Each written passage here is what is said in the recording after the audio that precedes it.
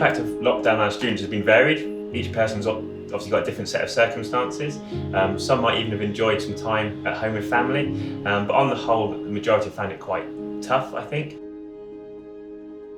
The main thing has probably been the disruption to their normal routine, missing out on studio classes for ballet, having to do online education from an academic point of view, and most importantly, missing out on the social contact with their peers and missing out on the general buzz of the school, really.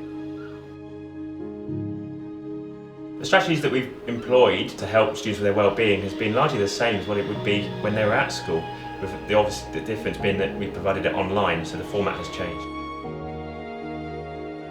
Being able to provide one-to-one counselling and one-to-one clinical psychology support. We've been able to provide teaching classes on mental well-being, mental health, classes on nutrition, and they've been able to continue with ballet classes, albeit online. So in terms of their well-being, their physical health, their mental health, we've still been able to provide some input for them to support them as required. So being away from school, being away from their normal routine for so long will present some challenges. The main thing is probably getting back into a routine. Any change also brings with it some uncertainty, so I would expect there to be some degree of anxiety, not knowing what it'll be like, not knowing how good they think they will be, and also just easing back into the general social skills as well, and general social contact with the people. Being back into that face-to-face contact will be something that they will probably have to kind of contend with. But equally, I guess you've also got the excitement and the buzz of being back in the school. You know, that's not a negative, that's something else which is positive, but it will also be something that they will have to kind of manage. But once they've settled in, I would expect most of them would be able to kind of fit back in okay.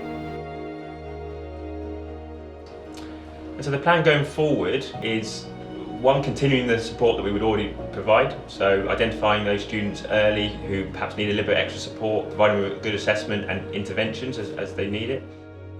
But also continuing building on the education programme around mental wellbeing in particular, so improving students' mental fitness, being able to provide those in class format so that we've got a curriculum in place to help build on, I guess, things they've learned already. And I guess one thing from lockdown, although it's incredibly tough and we wouldn't want it to happen again, it has been adversity which the students have come through, and they would have learned some skills from that. So what we want to do is build on the skills they've learned to develop their resilience even further for the challenges that they might have ahead.